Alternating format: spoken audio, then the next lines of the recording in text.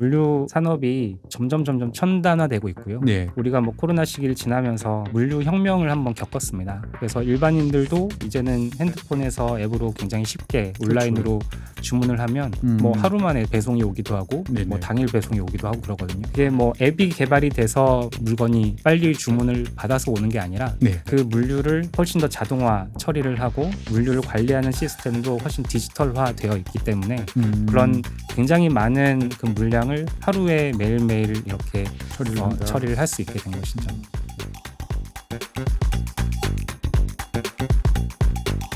네, 안녕하세요. 최준영입니다. 지구본 연구소, 세상의 여러 가지 일들을 소개해드리는 지구본 연구소. 오늘은 미래의 전문가 한 분을 모셔서 여러 가지 세상 돌아가는 이야기를 해보도록 하겠습니다. 안녕하세요, 박사님. 네, 안녕하세요. 네, 시청자 여러분 기억하시는 분들 많으실 텐데 저희 구성용 박사님은 로봇 박사님이시죠. 보면 네, 저희가 맞습니다. 언제 마지막으로 뵀었죠?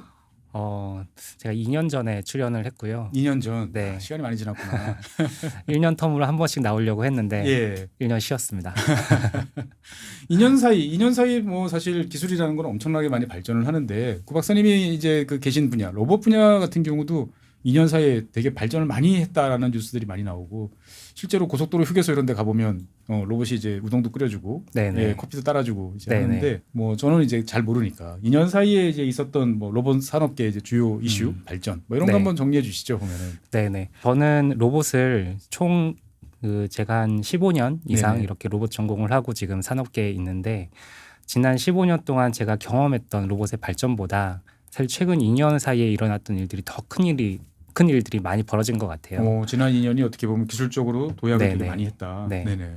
특히 최근 1년 사이에 뭐 아시겠지만 이제 AI 생성형 AI 해서 최근 1, 2년 사이에 굉장히 많은 AI 쪽의 기술 발전이 있었고 그게 이제는 뭐 모든 전 산업 분야에 적용이 돼서 응용을 네네. 하고 있고 그 AI의 발전이 이제 활용뿐만 아니라 다른 산업의 발전을 가속화시키는 단계까지 온 것 같아요. 그러니까 AI 혼자서 막 우리가 뭐 AI를 써본다 이런 느낌이 아니고 네네. 다른 산업 분야의 발전을 도와주는 영역으로 가고 있다. 네네. 그래서 예를 들면은 이제 최근에 나온 로봇 기술, 네. 특히 이제 휴머노이드 로봇의 발전을 보면 휴머노이드 로봇이 뭐 걷거나 뛰거나 더 나아가서 이제 보스턴 다이나믹스의 아틀라스 로봇 같은 경우는 유명하죠. 예. 백덤블링을 하거나 예. 이제 사람이 하는 그런 운동 능력을 넘어서 그런 능력들을 발휘했었는데 어떻게 보면 휴머노이드 로봇은 이제 움직임을 어떻게 사람처럼 잘 만들까에 집중이 됐다고 하면 네네. 최근에 나오는 휴머노이드 로봇 뭐 최근에 그 피겨 로보틱스에서 나온 피겨 01 같은 로봇은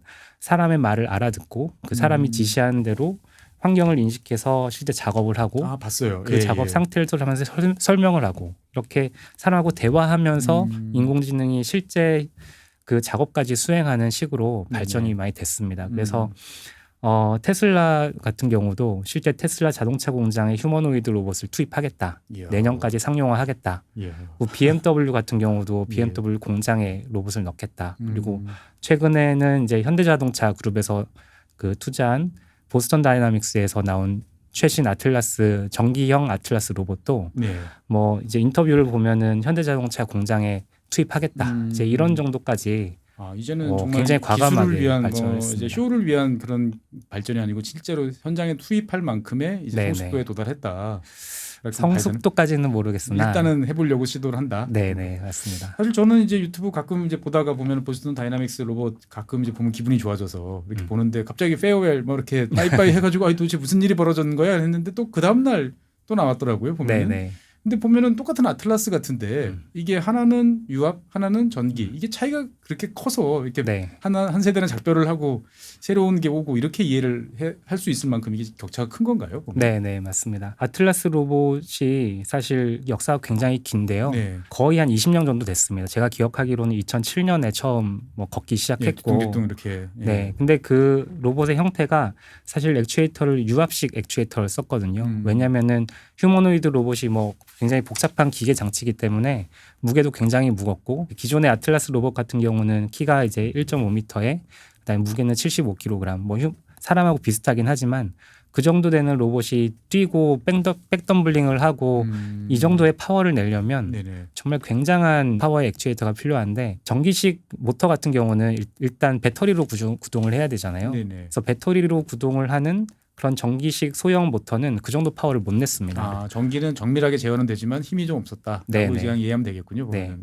그래서 이제 유압식으로 액추에이터 기술을 계속해서 발전시키면서 어떻게 보면 휴머노이드 기술을 굉장히 극단까지 이렇게 발전을 시켰는데요. 그러다 보니까 상용화에는 어려움이 많죠. 왜냐하면 유압식 액추에이터를 대량 생산할 수도 없고, 네네. 그다음에 뭐 아틀라스 로봇 영상 보면은 넘어졌을 때 파이프관이 튀고 네, 막 터지는 거기 피 것들을- 터지는 것처럼 이렇게 맞아요. 네, 거기 기름이 튀고 막 예, 이러거든요. 예, 예. 그런 로봇을 현장에서 사용을 도저히 할 수가 없는데 그래서 전기식 모터 기술이 또 굉장히 최근에 발전을 많이 했습니다. 그래서 보스턴 다이나믹스의 최신 로봇 같은 경우도 전기식 모터를 가지고도 유압식 액추에이터보다도 더 큰 파워를 낼 수 있다라고 이번에 발표를 했거든요. 맞습니다. 그 네, 처음에 일어나는 모습 보고 깜짝 놀랐어요. 네. 이렇게 누워 있다가 무슨 링 네. 관절의 자유도나 유연성도 훨씬 네. 더 높여서 이제는 정말 그 상용화할 수 있는 그런 걸 목표로 이제 개발을 시작했고 어느 정도 단계에 이르렀다 이렇게 평가를 할 수 있습니다. 우리가 맨날 그 현대차 그룹이 이제 보스턴 다이나믹스 인수했을 때 야 이제 울산 뭐 이제 이런 공장에서 이제 보이는 거야 막 이렇게 농담처럼 이야기를 했는데 실제로 이제 시간이 좀 지나면 볼 수 있겠군요 보면은. 네네 그렇게 뭐 로봇공학자로서는 그렇게 기대를 하고 있고요. 근데 뭐 항상 우리가 상상한 것 이상으로 네. 요즘에는 굉장히 빠르게 변하고 있잖아요. 예. 그래서 뭐 저도 이미 좀 올드 세대가 됐는지 뭐 머릿속으로는 가슴으로는 그렇게 믿고 싶지만 머릿속으로는 이해는 아직까지 잘 안 되긴 하지만 그래도 뭐 그런 기대를 가져봐도 뭐 좋을 것 같습니다. 오늘 이제 고 박사님 이제 옷차림을 딱 보니까 여기 배지가 하나 못 보던 배지가 하나 이제 네네. 보이시는데 어디 회사를 이직을 하신 건가요 보면? 네네 맞습니다. 저도 뭐 지난 2년 사이에 많은 일들이 있었고요. 네네. 가장 큰 일은 이제 제가 그 전에는 그 피키3D라는 스타트업에 다니고 있었는데 작년 10월에 이제 CJ 대한통운 CJ 대한통운 네. 우리 국민들이 매일 거의 한 번씩 접하는 예, 그 네. 대한통운 예. 네, 물류 회사로 네, 입사하게 됐습니다. 사실 처음에 가셨다는 말씀 듣고 아니 그 우리가 보통 이제 물류 택배 이렇게 생각하면 주로 이제 열심히 뛰어다니시는 아저씨들 그래서 그거하고 로봇은 좀 거리가 먼데라고 생각이 들었는데 물류에서 로봇이 차지하는 역할 비중 이런 것들이 높나요? 네네. 저도 이제 그 전에 로봇을 연구하면서 사실 물류 로봇 쪽을 연구를 많이 했었는데요. 물류 현장에 로봇을 도입해서 물류 공정을 자동화하고 사람이 이제 힘들게 일하는 공정을 이제 로봇이 대신하게 하면서 이렇게 힘든 일이나 산업 안전 문제도 해결할 수 있고 또 물류 프로세스도 훨씬 더 효율화할 수 있는데요. 그런 과정에 있어서 로봇 자동화가 굉장히 필요한데 사실 물류 그 산업은 기존의 다른 제조 산업에 비교해서는 자동화가 많이 안 되어 있는 게 현실입니다. 그렇죠. 보통 이제 인터넷에 보면은 이제 물류, 뭐 택배 이러면 다들 이제 힘든 거의 상징, 뭐 상하차, 그 다음에 이제 뭐 하루 3만 보는 뭐 당연히 뛰어다니는 이제 뭐 이제 택배 이제 종사자분들 뭐 이런 이야기들 나오는데 아 여기도 이제 그러면은 어떻게 보면은 그 로봇, 자동화 이런 흐름들이 본격적으로 가겠군요. 네네 그렇습니다. 뭐 사실 뭐 물류 산업이 점점 첨단화되고 있고요. 네. 첨단화될 수밖에 없고요. 그 이유는 우리가 뭐 코로나 시기를 지나면서 그 물류 혁명을 한번 겪었습니다. 그래서 일반인들도 이제는 핸드폰에서 앱으로 굉장히 쉽게 온라인으로 주문을 하면 뭐 하루 만에 배송이 오기도 하고 네네. 뭐 당일 배송이 오기도 하고 그러거든요. 이게 뭐 앱이 개발이 돼서 물건이 빨리 주문을 받아서 오는 게 아니라 네. 사실 그 뒷단에는 그 물류를 훨씬 더 자동화 처리를 하고 그다음에 그 물류를 관리하는 시스템도 훨씬 디지털화 되어 있기 때문에 그런 굉장히 많은 그 물량을 하루에 매일매일 이렇게 처리를 한다. 처리를 할 수 있게 된 것이죠. 네. 제가 요즘에 이제 뭐 이천이라든지 이제 수도권 이제 외곽 지역을 다니다 보면 정말 거대한 물류 창고들이 이제 많이 이제 보이더라고요. 근데 네네. 의외로 그 주변 지역 점심 시간대 근처인데도 사람들이 그렇게 많이 이제 안 보이는 물류 창고들이 종종 있어요. 차들은 네네, 이제 맞습니다. 계속 왔다 갔다 하는데 네. 그런 곳에서는 그러면 사람은 줄고 이제 점점 기계나 이 로봇이 일을 하고 있다 이렇게 봐도 되나요 보면? 네, 맞습니다. 최근에 새로 짓는 물류센터 같은 경우는 예.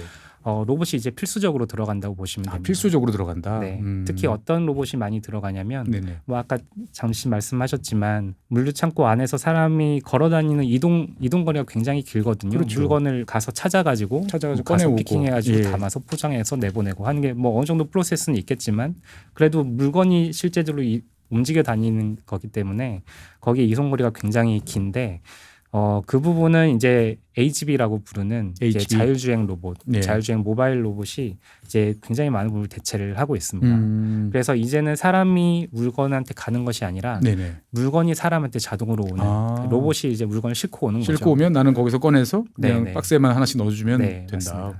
그래서 물건이 사람한테 온다고 해서 Goods to Person GTP 시스템이라고 부릅니다. 그래서 그런 GTP 시스템은 로봇으로 굉장히 많이 자동화가 되어 있고 예, 이젠 예. 거의 로봇으로 거의 표준화가 다 되어 표준화되고 있습니다. 있다. 예전처럼 이제 바구니 들고 하나씩 이렇게 다니면서 이제 그런 게 아니고 네네. 물건이 나한테 온다. 네네.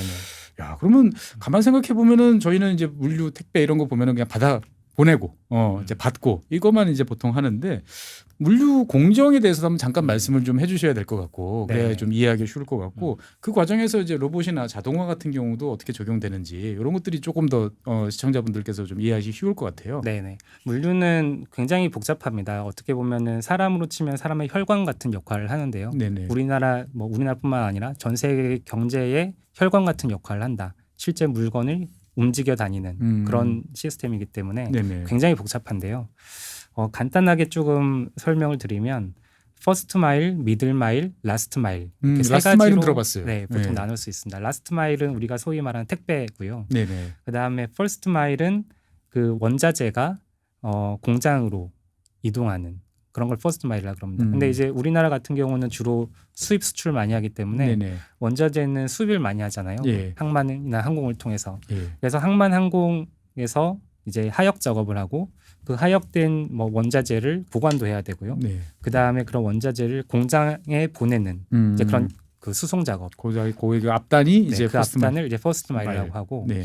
그러면은 원자재가 한 번 공장에서 나와서 제품이 바로 되는 게 아니라 각각의 부속으로 만들어지고 그것들 또 이제 조합해가지고 또 만들어지는 굉장히 복잡한 제조 완제품이 나올 공정이잖아요. 때까지. 예. 네. 그래서 그 중간에 기업과 기업 간의 거래할 때에 흐르는 물류들 그걸 이제 미들 마일이라고 합니다. 그래서 공장에서 공장 또는 네. 공장에서 물류센터 아니면 물류센터에서 이제 유통회사의 보관 창고 이런 식으로 기업 간에 이동하는 그 중간을 미들마일이라고 하는데 네. 사실 그 미들마일 시장이 굉장히 큽니다. 그 부분은 주로 이제 장거리 노선이 장거리 노선들 많고. 그 다음에 이제 택배 소위 이제 마지막에 제품화돼서 포장돼서 고객의 그 집 앞까지 배송하는 거를 이제 라스트 마일이라고 하고요. 그래서 그 라스트 마일은 보통 지역 단위로 네네. 이렇게 굉장히 활발하지만 이제 지역 단위로 이렇게 이루어져 있습니다. 그러니까 크게 세 파트로 나눠져 이제 있다. 근데 우리가 네. 보는 거는 주로 라스트 마일 쪽에만 보지만 그 앞단이나 중간에 있는 것도 상당히 큰 시장이다. 이렇게 네, 이제 네. 볼 수가 있을 것 같고 사실 요즘에 기사를 보다 보면 물류와 관련된 기사들이 종종 이제 눈에 띄는데 각 기업들의 경쟁 이런 거 나올 때 빠지지 않고 등장하는 게 풀필먼트라는 이야기가 자꾸 나와요. 그래서 네. 네이버도 풀필먼트, 어디도 풀필먼트 이렇게 나오는데 이게 대충 무슨 의미인지는 얼추 알겠는데 아직 오신 김에 한번 좀 설명을 주시면 감사할 것 같아요. 보면. 네. 제가 아까 중간에 미들마일 굉장히 복잡하다고 설명을 드렸는데 네. 미들마일의 물류의 그런 프로세스를 좀 크게 두 가지로 나눠보면은 이제 풀필먼트 센터하고 그다음에 택배 터미널 이렇게 나눌 수가 있습니다. 그러니까 택배 같은 경우는 보내는 사람이 있고 받는 사람이 있잖아요. 예, 예. 근데 보내는 사람도 전국 각지에서 보내고 집화를 해서 한 곳에 모으는 우린 허브 터미널이라고 부르는데요. 거기 큰 허브 터미널에 모았다가 그다음에 그 도착지별로 분류를 해서 이제 다시 지역의 서브 터미널로 보내고 그다음에 서브 터미널에서 각 집으로 배달되는 이제 이런 그 물류 프로세스는 이제 택배 사업에 해당되는 이제 미들마일 그 택배 터미널이 저희가 맨날 조회 보면 나오죠. 이거 왜 안 와? 그러면 보면 저 멀리 갔다가 멀리 이제 갔다 다시 이제 오는 그렇죠. 그런 이제 사람 거기까지는 보통 많은 분들이 이해를 하실 것 같은데 그럼 맞습니다. 풀필먼트는 도대체 뭔가요? 그러면은 그래서 그 이제 택배하고 또 다른 이제 풀필먼트 센터라는 게 있는데요. 물류 창고라고 생각을 하시면 됩니다. 그래서 택배 터미널하고 조금 다른 점은 상품을 이제 보관 적재하는 그 기능을 갖춘 것이죠. 그러니까 예를 들면은 우리가 이커머스라고 하죠. 그 핸드폰으로 이제 온라인으로 주문을 했다. 샴푸 2개, 이제 식용유 6개, 이렇게 주문하면은 그 상품이 공장에서 바로 우리한테 집으로 오는 게 아니라 제조하는 공장에서는 각 지역별로 그 상품이 어느 정도 이렇게 보관이 되어 재고가 있는지를 보통 이제 그 데이터로 확인할 수 있으니까 각 지역에 있는 물류 창고에다가 그 적재 보관을 해야 됩니다. 그래서 물류 창고별로 근데 뭐 하나의 제품만 들어있는 것이 아니라 그 지역에서 많이 소비되는 그런 상품들이 종합적으로 이렇게 보관을 하고 있겠죠. 그럼 그런 걸 이제 풀필먼트 센터라고 하는데요. 풀필먼트 센터는 다양한 상품의 보관뿐만 아니라 고객이 주문을 하면 네. 주문을 우리가 하나만 하는 게 아니라 네. 여러 개를 하잖아요. 그렇죠. 이것저것 막 하죠 보면은. 그러면 그게 하나의 박스에 담겨져서 와야 되잖아요. 생각해 보니까 그게 신기한 거네요 보면은. 네. 그러면은 이제 하나의 큰 물류 센터 안에 다양한 상품들이 보관되어 있으면 주문을 받은 로봇이 됐든 작업자가 됐든 그 물건들을 찾아서 한 박스에 다 한 집어넣어서 박스에 담고 그 다음에 포장하고 그 다음에 착지에 송장이 그 붙여져서 그 다음에 다시 그 택배 터미널로 옮겨지는 거죠. 그래서 그러한 제품들의 다양한 제품들의 보관, 그다음 피킹, 그다음에 포장, 네네. 그다음에 검수도 해야 되거든요. 검수해서 그다음에 송장 발부해서 붙여가지고, 예. 그다음에 발송까지 하는 그 전체 기능을 하나의 물류 센터에서 담당하는 것을 이제 풀필먼트 센터라고 합니다. 그러면 이제 풀필먼트 센터나 어쨌거나 이제 기존의 이제 그 물류센터 그 터미널 택배 터미널이라고 하는 것이나 가만 생각해 보면은 박사님이 하실 일이 되게 많으실 것 같아요. 예, 사람이 원래는 다 얼마든지 할 수 있지만 네. 예, 사람보다 더 빠르고 정확하게 하는 게 사실 로봇이니까. 네. 예. 그러면은 이제 가만 생각해 보면 우리가 얼핏 생각해 보면 상하차를 하나 뭐 이제 뭐 하나씩 아까 이제 물건이 내 앞에 온다라고 네. 하는 이제 그런 말씀을 주셨는데 실제로 이제 되게 복잡한 단계들이 많은 게 이제 물류다라는 느낌이 좀 드는데 여기서 사용되는 로봇은 지금 어느 정도 수준 뭐 각 분야 각 항목별로 네. 어느 정도인가요 보면은? 굉장히 다양한 로봇들이 활용이 되는데요. 일단 물건을 이송하는 아까 제가 설명드렸다시피 이제 GTP 시스템이라고 부르는 물건을 자동으로 사람한테 이송해 주는 그런 로봇은 모바일 로봇이잖아요. 네네. 그래서 모바일 로봇은 AGV하고 AMR 이렇게 두 가지 타입이 있고요. AGV 같은 로봇은 딱 정해져 있는 루트만 이렇게 이동하는 로봇입니다. 그러니까 바닥에 뭐 QR 코드나 이런 표시가 있고 있으면. 그 표시를 따라서 정해진 루트로만 이동하는 게 AGV 로봇이기 때문에 네네. AGV 로봇은 보통 사람하고 그 로봇하고 공간을 분리를 시켜야 됩니다. 섞이면 이제 헷갈리니까 그러면 서로 충돌할 수도 있고. 네네. 그래서 조금 그 기술이 단순하긴 하지만 네. 그래도 굉장히 효율적으로 그 창고 관리를 하고 GTP 시스템을 도입할 수 있는 그런 로봇이고요. 예, 예. 그 다음에 이제 AMR 로봇이라는 게 있습니다. AMR. AMR은 우리가 소위 부르는 자율주행 기능이 들어가 있는 모바일 로봇인데요. 네네. 그럼 AMR 로봇은 사람하고 공간을 이렇게 같이 쓸 수가 있습니다. 같이 협업을 해가지고. 네, 그래서 사람이 오면은 뭐 좀 멈췄다가 사람이 지나가면 가기도 하고, 그다음에 길을 또 우리가 딱 지정되어 있는 루트뿐만 아니라 네네. 새로운 길을 이제 탐색해서 가기도 하고. 로봇이 한 곳에 몰려 있으면 난 저기 좀 이따가 네네네. 난 이따가 와야지 그러고 이제 가는 이런 것도 네네. 됩니까 보면? 네, 맞습니다. 똑똑하네. 네. 그래서 AGV 로봇은 거의 표준화돼서 물류 창고에 이미 많이 적용이 되고 있고요. 네네. 그다음에 AMR 로봇은 네. 최근에 훨씬 더 유연하게 물류센터를 운영하기 위해서 네. 또 최근에 많이 확산되고 있는 로봇입니다. 그리고 예전에 제가 이제 저도 뭐 과거에 이제 이런 물류 택배 일 조금 이제 뭐 관련된 제도 이런 걸 보다 보니까 휠소터 뭐 이런 이야기들 자꾸 이제 많이 나오더라고요. 보면 네, 이게 네. 자동 분류기를 네, 말씀하시는 거죠, 보면. 네, 맞습니다. 그래서 제가 아까 말씀드린 AGV AMR은 주로 풀필먼트 센터에 센터 많이, 안에서 이제 움직이는. 예. 네, 움직이고요. 택배 터미널 같은 경우는 물건을 이제 보관하고 꺼내오고 이런 과정이 아니라 네. 입고된 상품을 분류를 잘해야 됩니다. 굉장히 빠르게 그렇죠. 분류해서 착지별로 다시 분류해서 그 상차에서 나가면 네. 되거든요. 그래서 그런 택배 터미널 같은 경우는 이제 휠소터라고 부르는 굉장히 고속으로 네. 그 상품이 컨베이어에서 이쪽으로 가야 될지 이쪽으로 가야 될지를 착지별로 파바바바바 이렇게 붙여주는 그런 기능을 하는 장비를 이제 휠소터라고 하고요. 네네. 그럼 그 휠소터가 동작을 하기 위해서는 각 상품이 바코드가 있잖아요. 예, 예. 그 바코드를 굉장히 고속으로 이렇게 읽어서 이 물품은 어디로 가야 되는지를 알아서 이렇게 자동으로 분류해 주는. 그러면 눈이 좋아야 될 것 같은데 네. 센서가 보면은. 네, 그렇습니다. 그래서 비전 기술도 굉장히 많이 발달이 돼 있어서 네. 이제 자동 분류기 같은 경우는 굉장히 그런 택배 터미널에는 굉장히 많이 많이 보편화되어 쓰인다. 있습니다. 그래서 보면은 야, 그럼 자동화가 많이 됐다라는 생각이 드는데 가만 생각해 보면 여전히 TV나 뉴스나 보면은 결국 이제 맨 마지막에는 다 이렇게 여러 많은 분들이 이제 서가지고 박스 네네. 붙이고 이제 하는 작업들은 여전히 사람들이 하시는 것 같은데 실제로 네네. 지금도 그런가요 보면은? 네, 맞습니다. 지금 아까 방금 설명드린 그런 물건을 이동하고 특히 네. 이제 수평적으로 이제 이동하고 분류하고 하는 부분은 자동화가 많이 되어 있는데요. 네네. 근데 사람이 손으로 물건을 집어서 어디에 담거나 아니면은 뭐 하차 상차처럼 네. 트럭에 있는 물건을 하나씩 내리거나 아니면 팔레트 위에 있는 물건을 내리거나 네네. 팔레트에 다시 쌓거나 이렇게 이렇게 상품 단위의 그런 사람이 손으로 뭔가 작업을 해야 되는 그런 그 작업을 상품 핸들링 작업이라고 하는데요. 그 상품 핸들링 작업은 뭐 우리가 생각을 해봐도 이걸 자동화를 하려면은 로봇 팔 같은 게 이제 필요하잖아요. 예, 머리도 사람이 좋아야 될 판으로 것도 잘 하는 쌓아야 될 것 핸들링이니까. 같고. 네네, 예. 맞습니다. 쌓다가 무너지면 안 되고 네.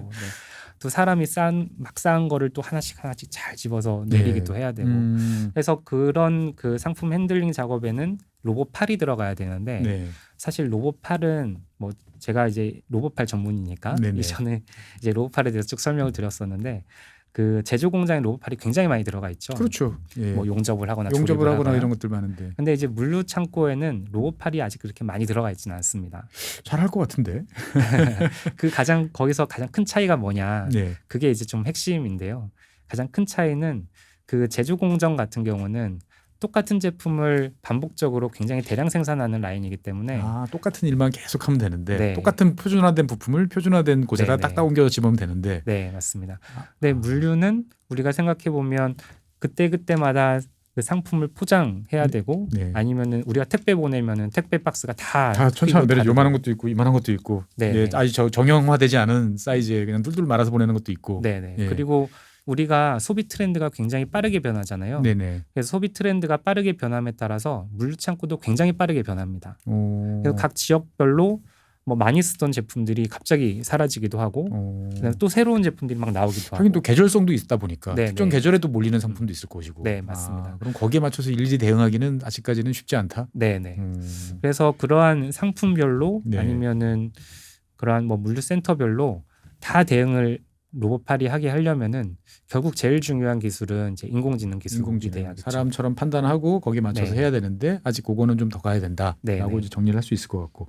그래서 계속 말씀 듣다 보면 2년 만에 이제 그 지난 10몇 년 동안 보신 것보다 더 많이 빠르게 이제 변하고 있다라고 그러는데 많은 분들이 궁금해하실 거예요. 아니 그 어떻게 보면 제일 쉬운 게 상하차 아닌가? 그냥 이렇게 끄집어내고 올리고 네. 하면은 이제 제일 사람들 힘도 많이 들고 많은 사람들이 쓰는 것 같고 그러는데 이게 오히려 늦어지는 이유는 이게 힘들기 때문일 것 같은데 기술 개발이. 네네. 예, 이게 어려운 이유가 과연 뭘까? 갑자기 궁금해지는데요. 네. 상하차 로봇도 매년 새로운 게 나오고 있습니다. 네네. 저희가 전시회에 보면은 뭐 로봇팔이 직접 나르기도 하지만 네. 이렇게 컨베이어가 이렇게 뭐 뱀처럼이라고 해야 되나? 예. 컨베이어가 직접 자동으로 움직이면서 하나씩 막 내리는 하나씩 것도 끄집어내 있고요. 가지고. 네. 굉장한 다양한 타입의 하차 로봇 또 상차 로봇들이 나오고 있는데 뭐 아직까지는 그래도 좀 정형화된 잘 정돈되어 있는 네네. 박스들을 이제 내리는 그런 형태로는 뭐 현장에서 테스트를 하고 적용도 되어 있지만 네. 우리가 뭐 일반적으로 많이 쓰는 아니면 그 전체적으로 봤을 때 90% 이상이 하나의 트럭 안에 하나의 물품만 들어있지 않고 막 섞여서 들어있거든요. 그렇죠. 그래야지 적재율을 네네. 높일 수가 최대한 있으니까. 빈 공간 없이 빼곡하게 네네. 채워 넣어야 되니까. 네, 맞습니다. 그래서 그런 상황까지는 아직 아니다. 아직까지 네. 사람이 그런 건 좀 똑똑하다라고 네. 볼 수 있을 것 같은데 네. 보통 이제 많은 분들이 이제 로봇 그러면은 우리가 보스턴 다이내믹스에 나오는 이제 휴머노이드를 네네. 이제 보통 많이 생각을 하시는데 어떻게 보면은 이제 휴머노이드 같은 경우 넓은 공간, 뭐 사람처럼 이렇게 걷고 움직이고 할 때는 되게 유리한데 이게 물류 창고라는 공간 보통 생각해 보면 높고 네. 그 속에서 이제 여러 가지 작업들이 되게 빠르게 이제 움직여야 될 것 같은데 그런 휴머노이드 로봇하고 우리 이제 물류라는 이제 공간, 물류 창고라는 공간에서는 되게 많이 다를 것 같아요. 이게 그 물류 창고 같은 경우는 더 쉽나요, 어렵나요, 박사님이 보시기에는? 과거 내가 공장에서 이거 하는 것보다는 네네. 물류 창고가 더 어렵다? 훨씬 어렵습니다. 훨씬 네. 어려워요? 훨씬 어렵기 때문에 저도 도전 이렇게 도전이십니까 보면? 열심히 하고 있는데 네. 근데 훨씬 어렵지만 또 우리가 그 지금까지의 인류 역사상 이렇게 흐름을 보면은 우리가 자동차 공장에서 로봇이 자동차를 자동으로 이렇게 대량 생산할 거라고는 뭐 예전에 상상을 못했을 거예요. 네네. 그런 일들이 이제 일어나고 또 앞으로는 더욱 더 빨리 그런 기술 개발이 될 거라는 믿음이 있기 때문에 네. 우리가 지금 생각하는 물류 창고에 대한 실제 로봇이 방금 설명드린 그런 어려운 작업까지 네네. 자동으로 하는 그런 걸 상상하면서 이제 기술 개발을 하고 있습니다. 그 물류 창고 같으면은 이를테면은 물건이 빼곡하게 있는데 거기서 이제 움직여야 되니까 로봇 입장에서 봤을 때는 좀 폭이 좁게 움직여야 된다. 네, 네, 이런 것도 맞습니다. 있고 그다음에 아까 이제 여러 가지 이제 움직이는 같이 움직이는 뭐 다 로봇 친구들이라고 봐도 서로 간에 충돌도 있을 수 있을 것 같고 그러다 보니까 좀 좁은 공간에서 네. 움직이는 거에 초점을 맞춰야겠군요. 보면. 네, 네, 맞습니다. 그래서 제일 뭐 재밌는 사례가 네. 이것도 역시 보스턴 다이나믹스인데요. 보스턴 다이나믹스에서 나온 스트레치라는 하차 로봇이 있습니다. 그래서 물론 이제 그 스트레치도 좀 정형화된 박스를 하차하는 작업을 하는데 그래도 기존 로봇하고 굉장히 다른 스타일로 또 로봇을 새로 개발했거든요. 가장 큰 특징이 이제 유연성입니다. 유연성. 그래서 기존 로봇이 움직일 수 있는 자유도보다 자유도도 더 높고 더 좁은 공간에서 이렇게 물건을 집어서 확 이렇게 빠르게 이동시켜야 되잖아요. 네네. 그러다 보니까 물건을 집어서 이렇게 길게 가야 되는 게 아니라 이렇게 짧게 확 돌려서 놔야 됩니다. 아. 그래서 이러한 사람의 팔보다도 훨씬 더 유연하게 팔을 디자인을 해서 이제 적용을 했는데 그런 식의 그리고 이제 기존 산업용 로봇보다도 훨씬 더 가벼워야 되고 가벼워야 되고. 그다음에 사람하고의 충돌 문제 안전해야 되고 네. 그다음에 더 유연하게 움직여야 되고 뭐 크기도 물론 더 소형화돼야 되겠고요. 이러한 이제 특징들을 물류 산업에 맞는 특징들을 잘 이렇게 설계에 반영해서 그런 새로운 로봇들이 나오고 있고 앞으로는 더 많이 나올 거라고 기대하고 있습니다. 그러니까 이제 우리가 보통 이제 휴머노이드 로봇이다 그러면 사람하고 최대한 비슷하게 만들면 좋을 거야라고 생각이 들었는데 그래 사람은 들어서 이렇게 옮겨야 되는데 로봇 입장에서 봤을 때는 바로 팔을 사람은 움직일 수 없는 것처럼 네네. 반대로 꺾어서 갈 수도 있겠구나. 네네 맞습니다. 그러니까 더 효율적인 어떤 그런 것들을 계속 고민을 해야 되는 거군요. 보면은. 네네. 그리고 이제 아까 주로 지금까지 말씀드린 거는 다 창고 안에서 이제 그 거대한 창고 안에서 이제 이루어진 일인데 아까 이제 퍼스트 마일, 미드 마일, 레스트 마일 설명을 주셨을 때 이제 사실 미들 마일이 되게 이동도 길고 네. 시장도 크다라고 이제 말씀을 하셨어요. 그러면 저도 사실 예전에 이제 광명에 좀 살았었는데 그쪽에 보면은 이제 기아 자동차 이제 공장이 있다 보니까 끊임없이 트럭들이 이제 많이 왔다 갔다 하더라고요. 처음에는 네. 저게 왜 움직이나 싶었는데 이제 그 실시간으로 부품이나 여러 가지를 조달하기 위해서 이렇게 정말 낮밤을 가리지 않고 끊임없이 트럭들이 많이 움직이던데 네.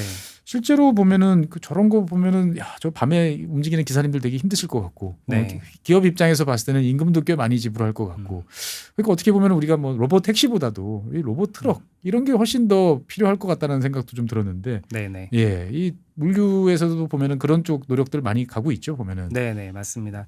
뭐 기사에도 많이 나왔지만 사실 작년 말에 일본의 고령화 문제 때문에 네. 택배 운전 기사님들이 고령화가 되고 있고 이로 인해서 안전사고가 계속 많이 발생하고 있어서 정부 차원에서 네. 운전 시간을 제한을 했습니다. 예. 하루에 한 번에 최대 4시간, 그다음에 하루에 최대 15시간 제한을 했는데요. 사실 그것도 굉장히 긴 굉장히 시간이죠. 긴 시간, 15시간. 네, 한 번에 안 쉬고 4시간 운전도 굉장히 힘든데. 네. 근데 이제 그전엔 그렇게 일을 했다는 거죠. 일본조차도. 네네. 그래서 이제 그렇게 제한을 하고 뭐 통계를 이렇게 계산을 해보니까 이 상태로는 2030년 정도 되면은 일본 물류의 35%가 마비가 될.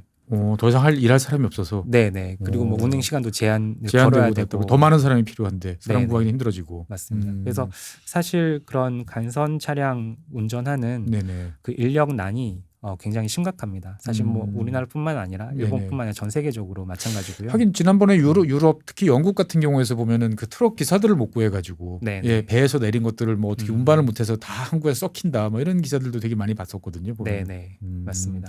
결국은 그리고 저출산이 여기까지 영향을 미치는군요. 보면. 맞습니다. 그리고 말씀하신 것처럼 주로 또 야간에 운행을 많이 하거든요. 그렇죠. 차가 안 막히는 게 트럭들은. 좋으니까 아무래도. 네네. 예. 그리고 뭐 그 터미널 운영을 우리도 이제 하다 보면은 주간에는 이렇게 집하에서 한 다음에 야간에 주로 물류 센터 간 이동을 센터 간 할 수밖에 이동. 없는 또 그런 상황도 있고요. 네네. 그러면 이제 야간에 고속도로 운전 많이 해보신 분들은 아시겠지만 앞에 큰 트럭들이 굉장히 그 맨 끝 차선으로 쭉 다니는데 네. 뭐 때로는 저도 그런 경험이 있습니다. 때로는 뒤에 그 백라이트가 희미해져가지고 밤에 운전을 하다 보니까 갑자기 트럭이 확 튀어나오는 것처럼 느껴져서 맞아요. 사고 위험도 있고 그랬거든요.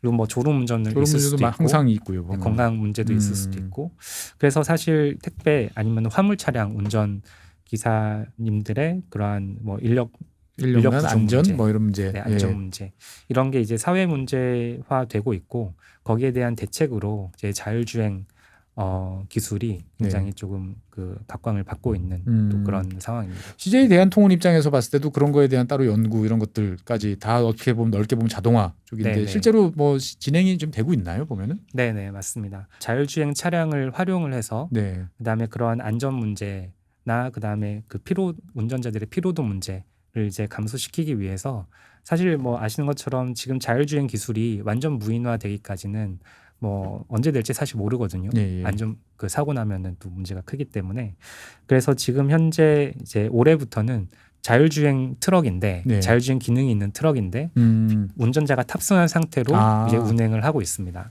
그러면은 이제 우리가 보통 이제 승용차나 이런 데 보면은 이제 그 주행 보조 장치 네, 뭐 해가지고 맞습니다. 이제 보면 차로도 유지해주고 네. 예, 뭐 간격도 유지해주고 뭐 이런 네. 이제 기능들을 이제 대형 트럭들도 탑재를 네, 해서 네. 간다. 네, 맞습니다. 그럼 저도 이제 고속도로 운전할 때 네. 뭐 그 오토파일럿하고 크루즈 컨트롤 항상 켜놓고 다니는데요.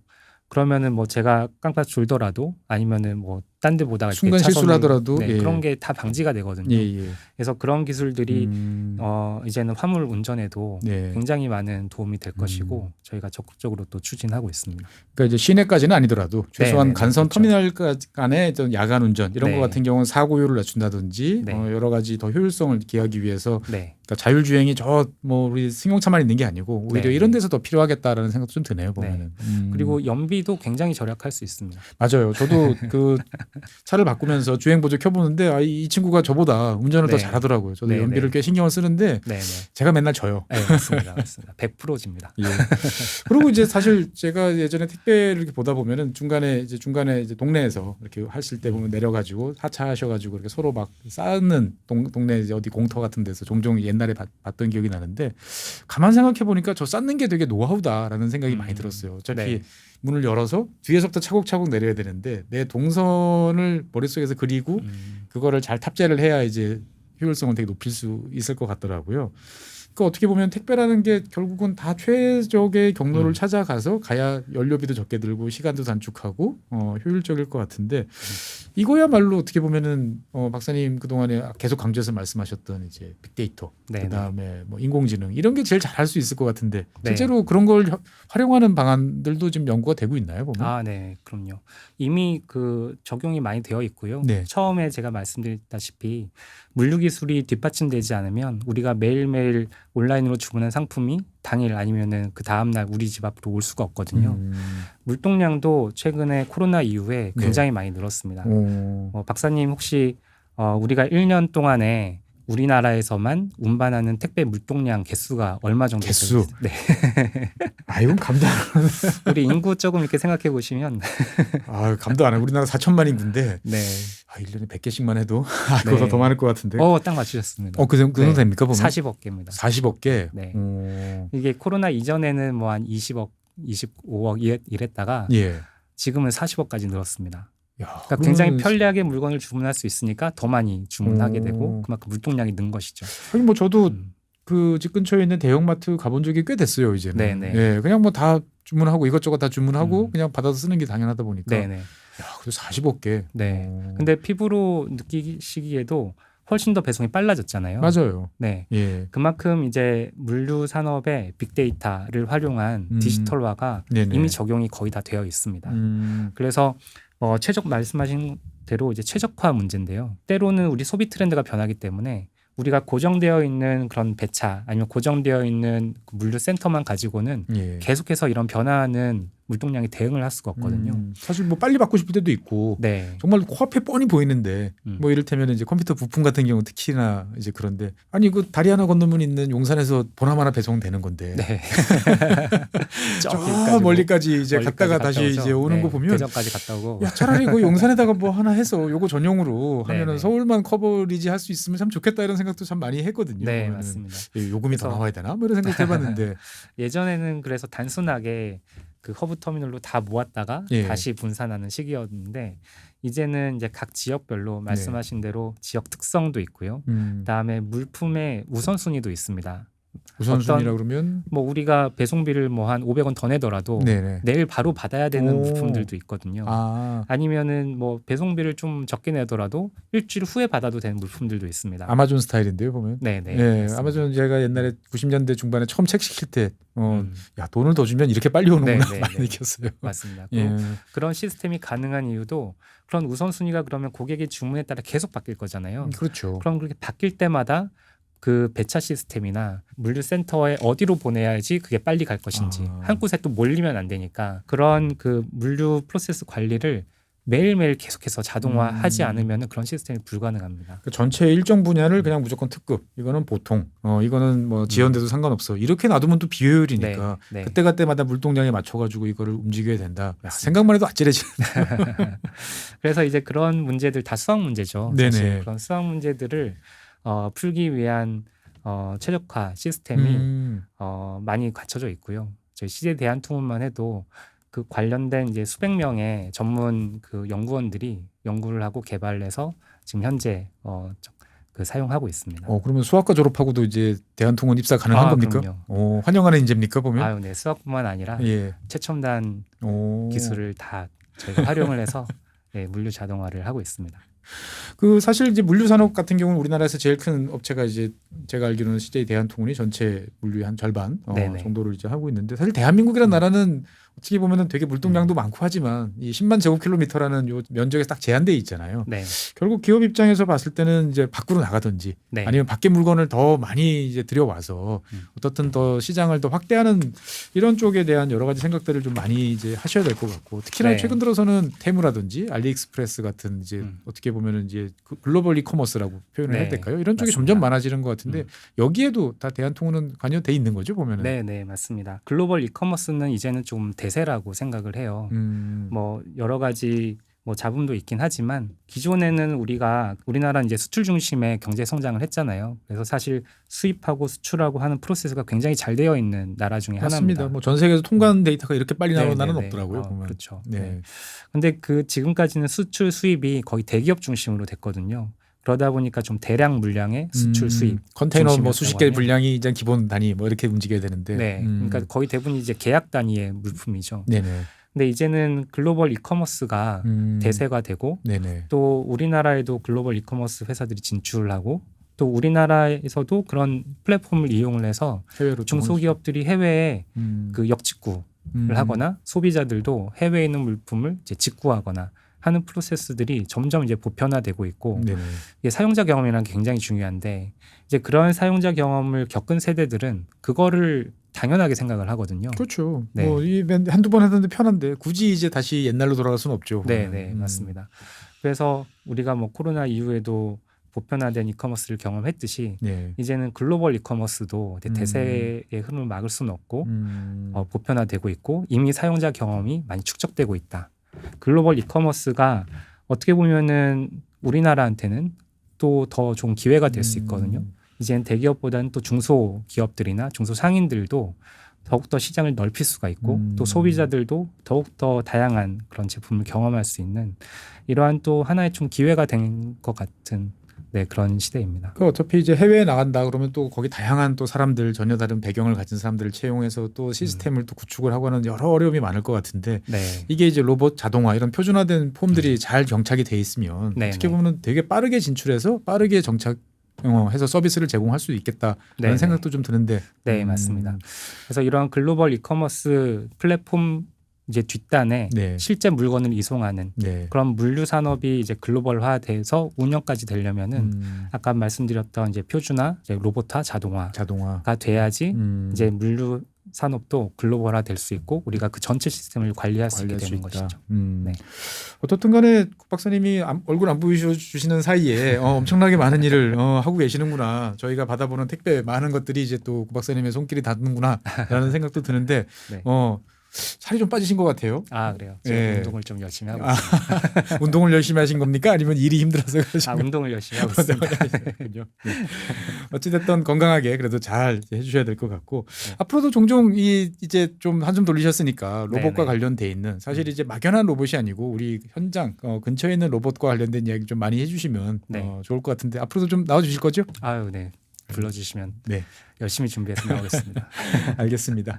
네, 오늘은 오래간만에 뵙는 우리 반가운 얼굴 구성용 박사님 뵙고 로봇과 관련된 그다음에 특히나 이제 구 박사님께서는 우리가 매일 일상을 같이 하고 있는 택배, 물류 이쪽과 관련된 일을 하시니까 앞으로 종종 더 얼굴 뵙면서 우리의 생활을 바꿔놓는 로봇과 관련된 이야기 자주 들어볼 수 있을 것 같습니다.